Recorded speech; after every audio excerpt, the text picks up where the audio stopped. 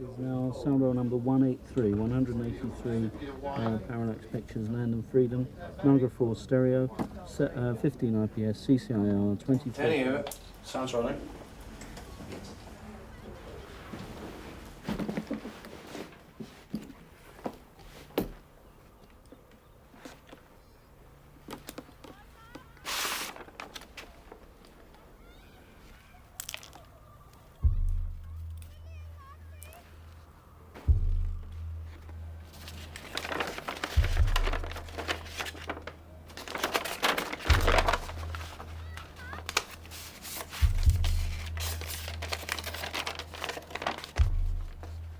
Dear Kit.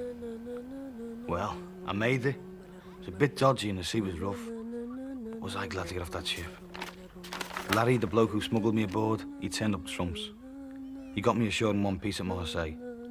Then I thumbed a lift and a couple of lorries to the border. I had to walk miles, all uphill, and now my boots are shot to pieces. I had to creep over the border at night. No passport. I was scared stiff, but I made it. And now I'm in Spain. Hope you're well. We'll write again later. Lots of love. David.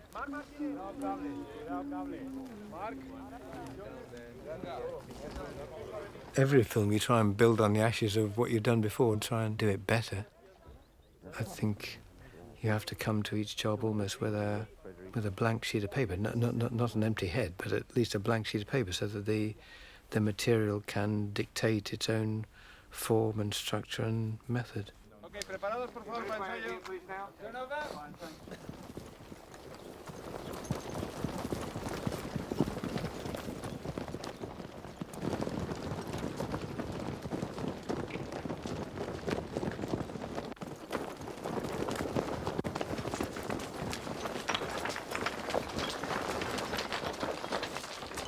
Take out this section.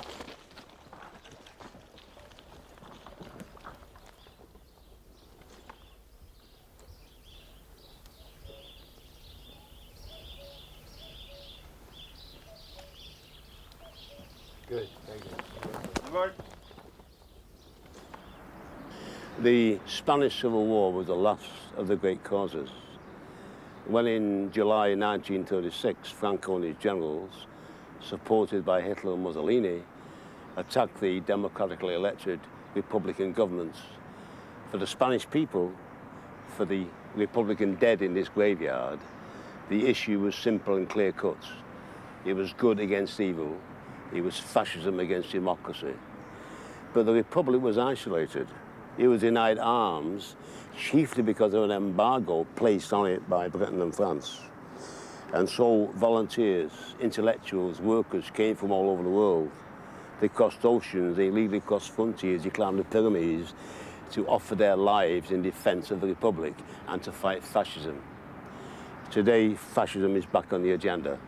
The animals are back on the street. Daily attacks on ethnic minorities, growing anti-Semitism, fascist politicians entering their own parliaments, Nazi candidates standing in England in elections. And so for these reasons, Ken and I considered that this film is topical, is relative to what is happening throughout the world today.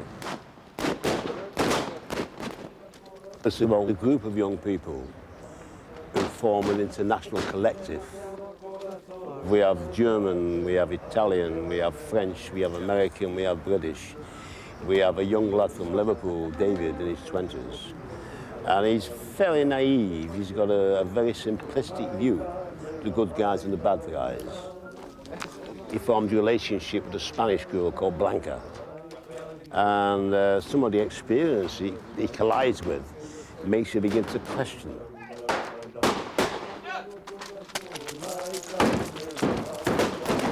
In 1936, you have a young and struggling democracy in Spain faced with the threat from the old traditional classes, especially from the army, but also the church, the landowners and so on, who rise up against this government to try and overthrow it, install a dictatorship. But on the Republican side, and the side of democracy, is a divided left between those who defended just the idea of a normal liberal democracy and those that thought that, no, here what we're doing is fighting for a new world, not just fighting to defend democracy, but fighting for a revolution.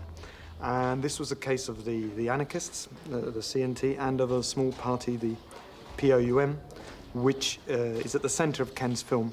The POUM are the outsiders who were the people who, when the whole thing kicked off, were the people on the right side of the fence. And because the Communist Party wanted to manipulate the government and gain power, the POUM had to be sacrificed. So the POUM, yeah, the POUM were like the ones who were nice guys who were completely stabbed in the back.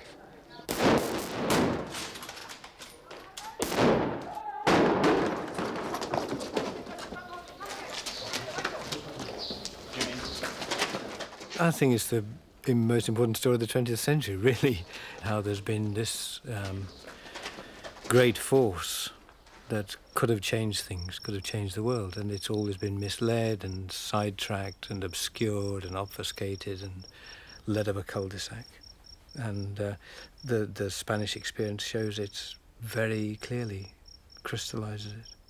There have been many or several great opportunities in this century for the people to inherit the earth, and that was one of them. And so the reason it didn't happen is the interesting story to tell, because it's a remarkable story that I think not many people know, just as a story of people who went to fight and how they were sold out. And simply to make a film where the fascists were the bad guys and everybody else were the good guys is in the end uninteresting, because it's too easy, and it hides the villainies that went on the Republican side, and that's the tragedy. That's the tragedy.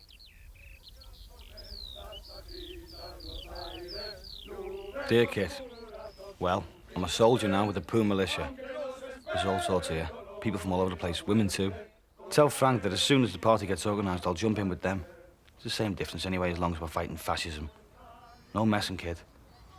I wish you'd have been here to see it. The streets were heaving with militiamen and women, cheering and singing. This is the revolution, and I'm proud to be part of it. It's like a breath of fresh air.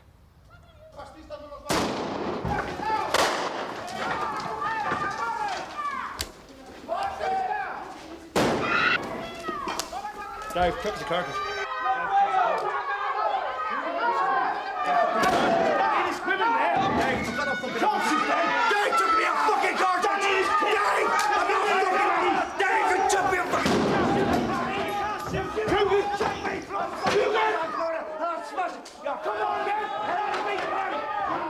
Okay, good. Good. That's good. Okay, that's good. Thanks, Eric. I think Ken and Jim have been wanting to make this film for decades. I mean, I think it's just always been on their mind. I certainly know at least a decade. The script went through many, many drafts. At first, there wasn't a militia, for instance. You had David and a few other characters. But we realised, I suppose, that Ken is best at working with a group of people. And that this was a golden opportunity to mix up nationalities and put together a sort of team of fighters who would fight for us on the screen, and we could tell the story through them. Okay, right. Yes, but nobody must laugh. I mean, just be absolutely dead. Yes. Ken is involved every step of the way. We will discuss a film. I will then write it. Ken then comes to me in Manchester, and we sit down and we walk on it, we sniff and we argue. If I'm not getting my way, I take my false teeth out and stick them on the table. Then I'll seem sick. Then I'll blow smoke in his eyes. But Ken will only agree, and I too will only if I believe in what I'm saying. Keep going. The director is like the conductor, and you've got to sort of galvanise everybody's concentration on one thing. Because if the script is right, and I do it right, then they will respond as they do in the script. The Ken Loach method is basically to shoot in sequence, to tell you the actors nothing, to not hire too many actors because they cause too much trouble, and that's about it, really. And to not give them caravans so they don't disappear during the arrests. No. But if you were filming a prison movie, you'd stay in prison. Exactly. Because there'd be plenty of beds, you know what I mean? 3 meals a day. And it's amazing if you kind of step back and just watch him when he's thinking. because it's like you can actually see the whole thing. And you can actually see whenever he's kind of looking through something through the lens or something, he knows something that we don't know. And that's probably because he's got the script and we don't. If you do get a script, it's the day before. Some people are given different pages. Some people might be given 2 pages of dialogue that I'm involved in, but I won't be giving them because, for me, it should be a surprise. Sometimes there is a mysterious and strange white page, and so you... A blank page? A blank page. So I suppose they put a white page to hide what's happening in the end. So he has a very precise idea about what could happen. But it may change, I suppose. Yes, the only thing that I knew before to start shooting was that I have a lover, an Irishman. It's the only thing that I knew, the only thing that Ken told me. Well, we have a contract, so we know more or less how many days we have to be here. But even this is not that, you know, you can take it for granted that is, I don't know what is going to happen to me. I don't know if I'm going to die or if I'm going just to leave the trenches and go away. I don't know, nothing. It's not a job for a great man, is it really? It's not a job for adults. Ken keeps his distance by working with long lenses and keeps the crew as far away from the action, really, as possible. I mean, it's not always possible. Just so the people on the screen feel more at ease and feel more like they're in a real situation. I think in an ideal world, Ken would prefer to have nobody present while a film is being made and for the actors just to live it.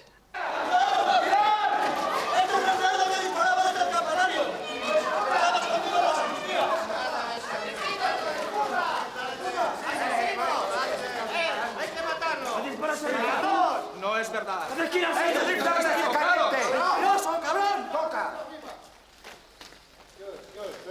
que matarlo! 145. Todo el mundo en la última. Todo el mundo en la última posición, por favor. Todo el mundo en la última. Quietos ahí. Vamos allá. I see him as a magician, you know. He has created this incredible group of people which is working incredibly well. Sometimes our relationships are bigger than the relationships in the movie. You know, it's something really strong what is happening with the crew and with the section of militiamen. But he's always like, really is like a god. He's all the time watching us, observing us. I think he's taking his own notes. ¿Cómo es Ken?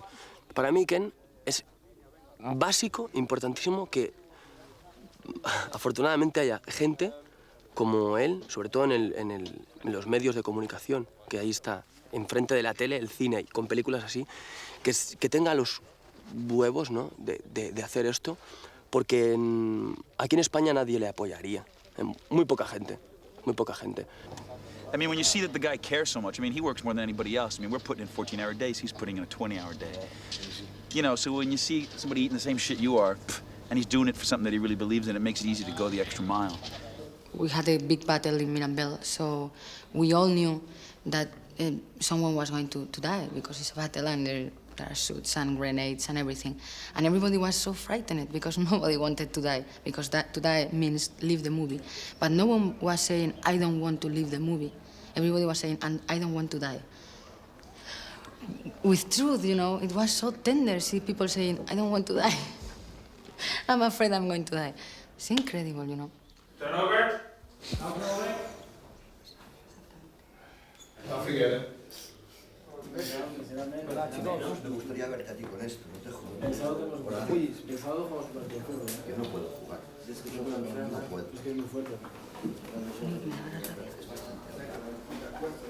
Pero no he pensado que sí. Sí que tiene sentido. Sí que tiene sentido. Porque él eligió vivir así y venir aquí. Es como si no me lo acabara de creer.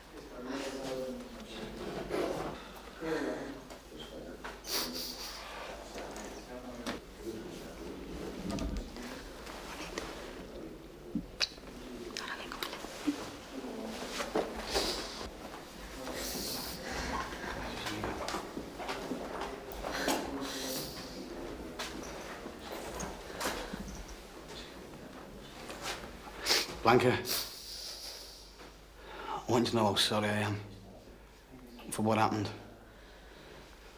I should have opened fire, but I didn't, and they shot him, and that's all there is to it. The thing is, he was a good man, he was a brave man. We're all gonna miss him.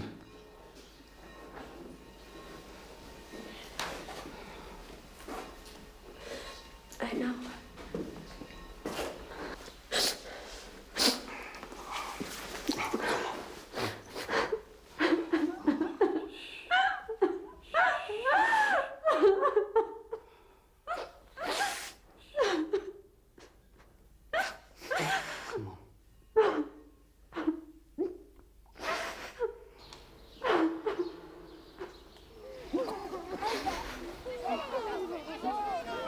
Compañeros. Los compañeros y la compañera han sido asesinados por los fascistas. Porque eran gente del pueblo. Porque como nosotros luchaban por la revolución. In a way, we're several paces back compared to how they were in Spain, where they were people on the march and saw the possibility of change. ¡Viva la revolución! I mean, now, by and large, we don't see that possibility. So first of all, we have to revive that sense of power, sense of strength, sense of confidence. We have to show them that actually change is possible. That working people have the power to do it. But it's a long process because the left has suffered so many defeats.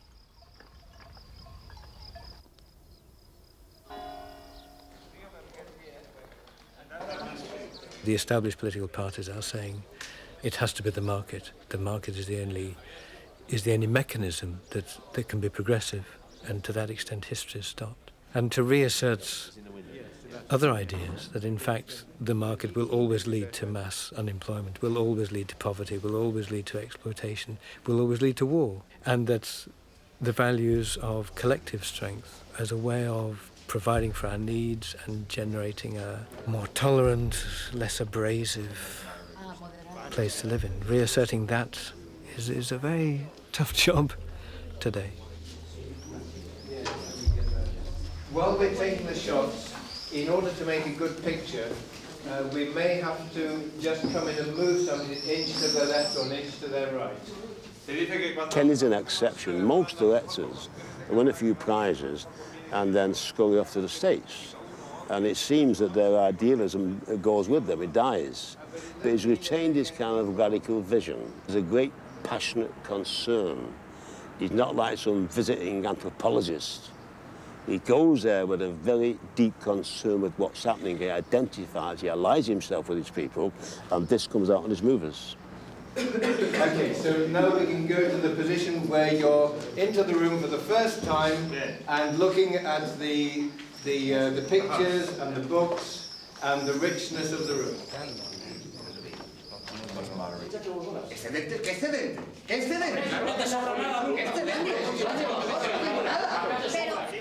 We have to develop a different current within the cinema, and of course, you can't do that with one film at a time, every few months, because it will always be outside the mainstream.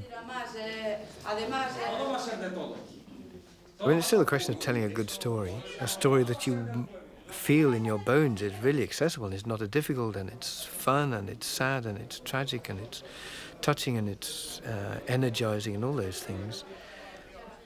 Perhaps because it's told in a slightly different way, or if what you're doing doesn't fit that, then it tends not to be commercial.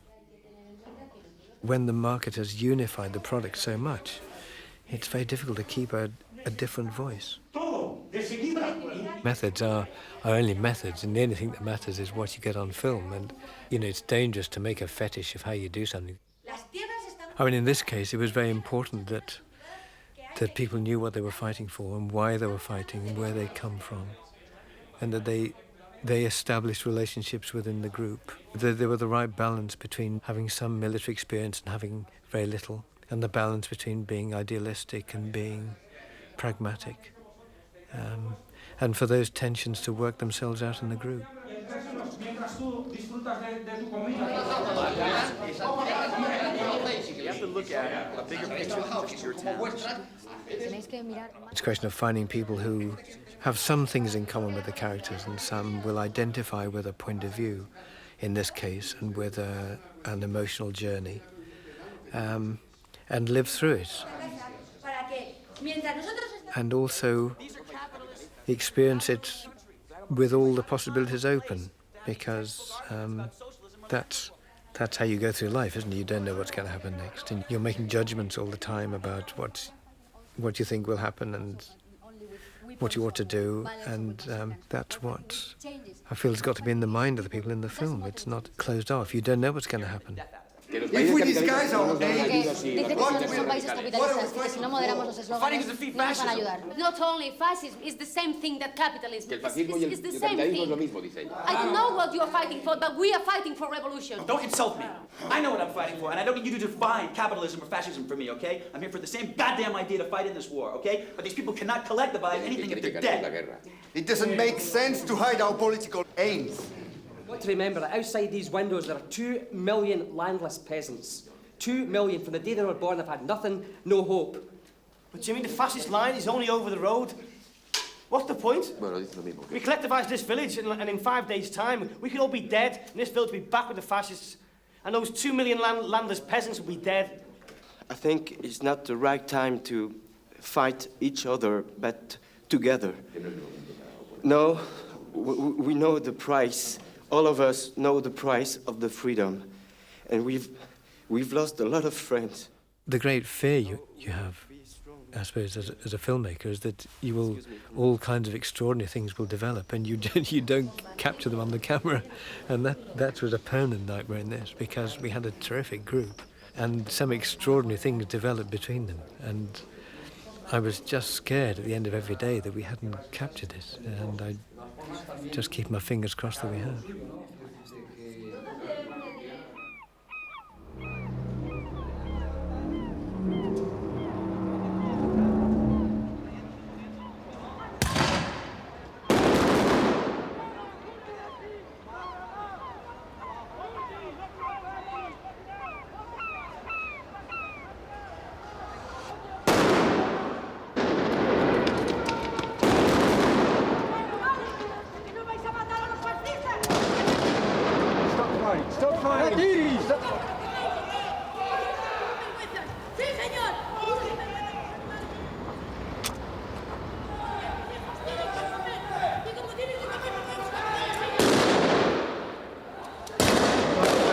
Load the bag.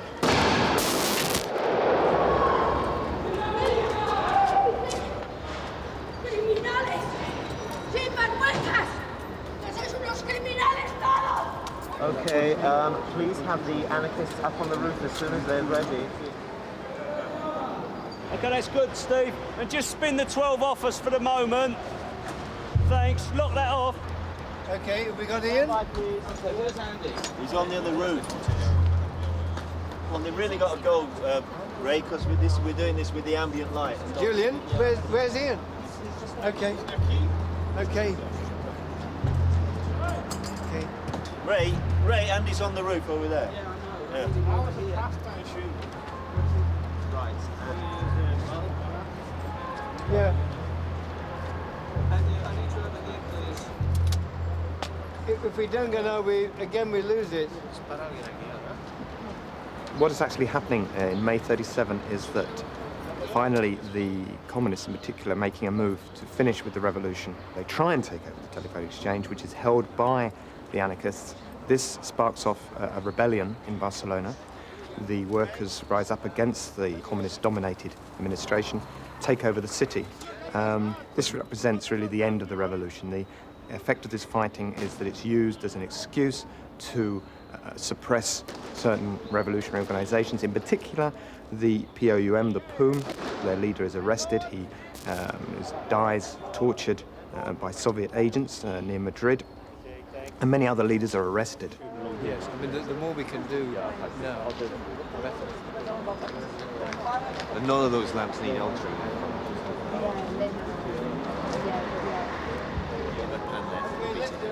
Come on, let's do it. Okay, ready. Here we go. And Okay. turning over. Turning over.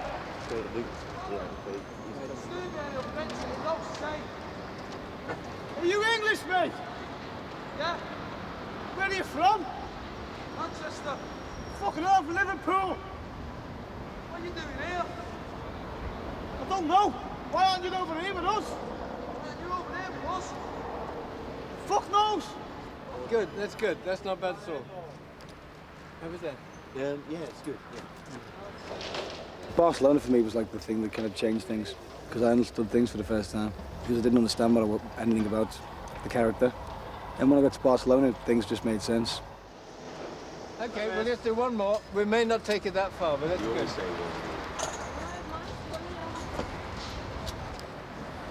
If there's going to be two more, they won't try on the first one. I don't know, I was confused back then. I'm confused now, but a different kind of confusion. I mean, sometimes I'd go home, read the script, and I'd have a real conflict about what I was doing. Coming to Spain and meeting these people, because they are still politically active and they are still motivated politically, makes you sort of think, well, what's wrong with fucking British youth who are just seemingly dead? It seems like they suffered like Franco for so long, and when he finally died, the amount of like that went like a pressure cooker. These people are so like politically alive and they're alive in every way. They just want to have a good time and want to change things and see. They don't see it as being impossible to change. At the beginning, there is some feeling in the Spaniards like, shit, why is an Englishman telling our story? I think now is that feeling has disappeared. But for me as a Spaniard, in making a film of the Civil War, the most amazing thing is that I didn't know that happened with the poem, with the Republican band, that their own Republicans kill pound people. Well, I didn't know that story, you know. Es la guerra de nuestros abuelos, que se dice, pero durante todo el franquismo, a la gente de mi generación, los que tenemos entre 25 y 35 años, no nos hemos enterado de nada.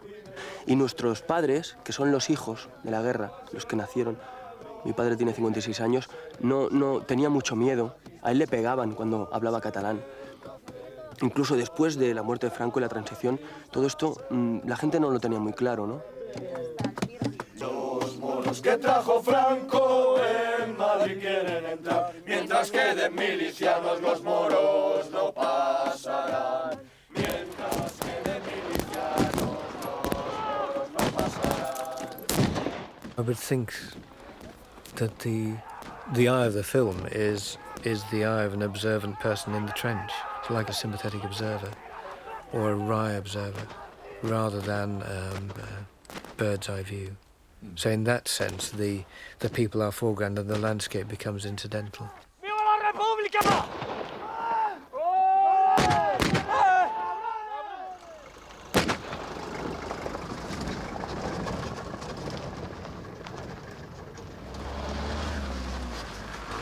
What does become a pressure is the extent of the caravan trail you have to carry on within, those sort of vast tents and eating business that goes on. And but in a way that's necessary. I mean, because you can only work for so long, and then people need to recharge.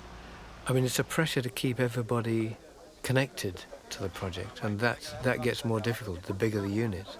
And sometimes you lose it, and you lose people, and you lose contact with people. And the important thing is to have everyone focused on a certain mood, a certain little event.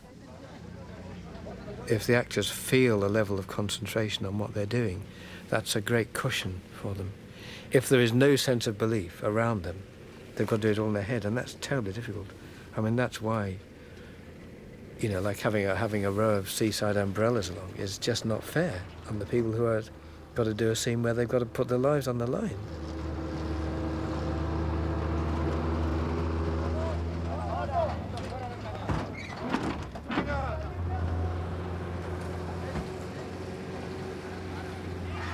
Okay, good, and board it there. And board!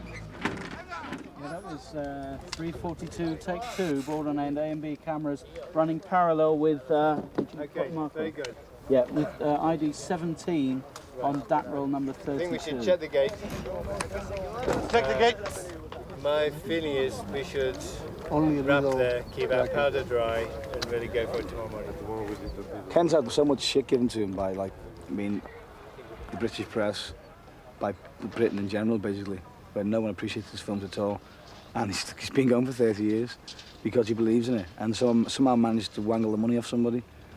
You know what I mean? And he's still committed to doing it in his way. When I'm sure most people have just said to him, Ken, why don't you just try doing this? Oh, you could do it. You can make some money on this one, or do an advert. We kept with it. We kept with it. The film put in front of you the fact that it's possible to fight together, and it's great to fight together, and we are always more. This is a very important thing in the film. I had a free hand, really. I can't blame anybody. If it's no good, I have no excuses. The only pressure was to do justice to the story, to do justice to the writing, to do justice to the people in the film, to do justice to all the other people, veterans who we met, who are heroes. And so to do justice to their experience, to their heroism, to their suffering, to all the people who didn't survive. Yo creo que es muy bueno que se haga esta película. Creo que tendrá un resultado positivo en el sentido de dar a conocer a la gente lo que es la libertad y lo que es perder la libertad. Ya veremos. I think you can't really wind down until you finish shooting, and then it's very difficult. Because, I'm basically lazy, I think, and you've got to keep yourself screwed up to the sticking point. Otherwise, once you let it go, you're lost, really. And, I was lost on too many occasions. And so you've got to go to bed thinking of the next day, and you've got to wake up thinking of what you're going to say at 8 o'clock. 8 o'clock is the moment of horror, when you've got to know where to put the camera. Here we go then. And turning over. Turn over. And in we go. Vámonos. Venga! Silencio, silencio! Todos a fila! Todos a fila! Mirad, tranquilo, escucha, tranquilo. Bernard, make sure everybody stays tranquilo. Quedaos donde estáis. Todo el mundo quieto donde está. Arrojad las armas al suelo. ¿Qué coño está pasando? Cargad vuestras armas y poner la resistencia. Es una orden. ¿Qué es una confusa? ¿Por qué? ¡Silencio! Ahora el PUM es una organización ilegal. Su periódico ha sido clausurado y sus líderes arrestados. ¿Con qué cargos? Conspiración con los fascistas. Colaboración con Franco. ¡Porque yo ni traidores! ¡Tú lo sabes, es mentira! ¡No, mírame, es mentira! Tú no entiendes. ¿Cómo que no entiendo? No entiendes.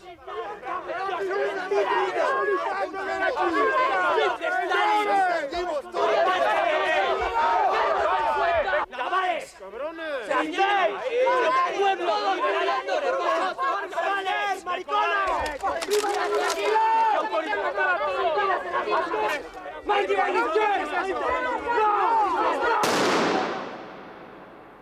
O sea, porque ya me pongo viejo y sentimental, pues me ha emocionado mucho, mucho, mucho. Visto la realidad. La he vivido en 3 o 4 ocasiones durante la guerra, pero al cabo de tantos años volverlo a revivir, claro, me ha emocionado.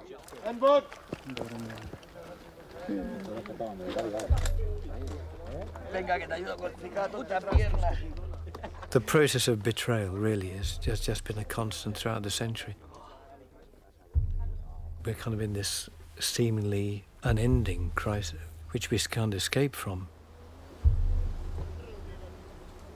It's quite clear that that system will never reach equilibrium. The thing will never balance. So in the end, yes, it has to be changed.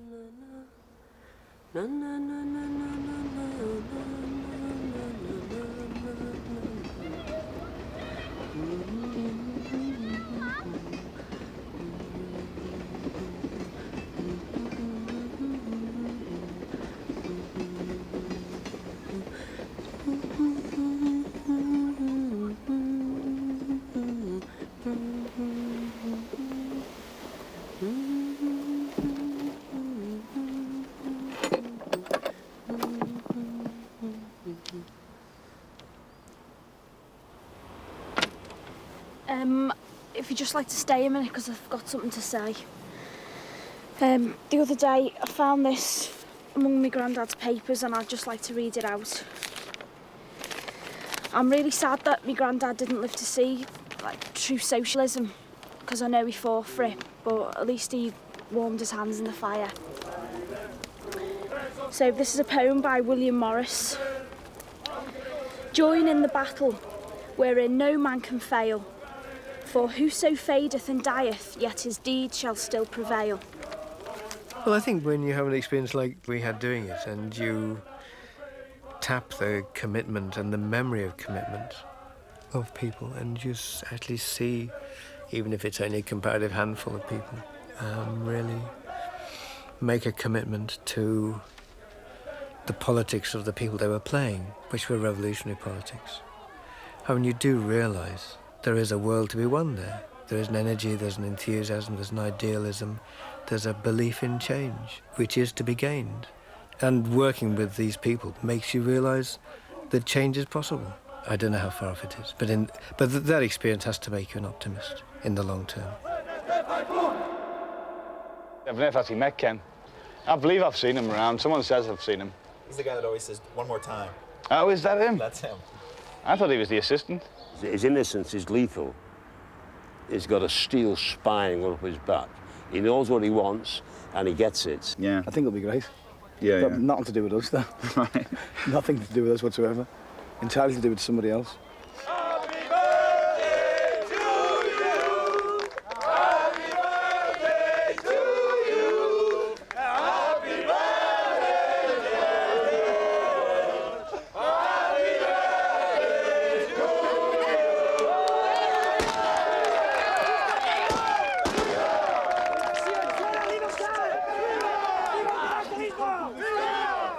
¡Viva el jodido escocés!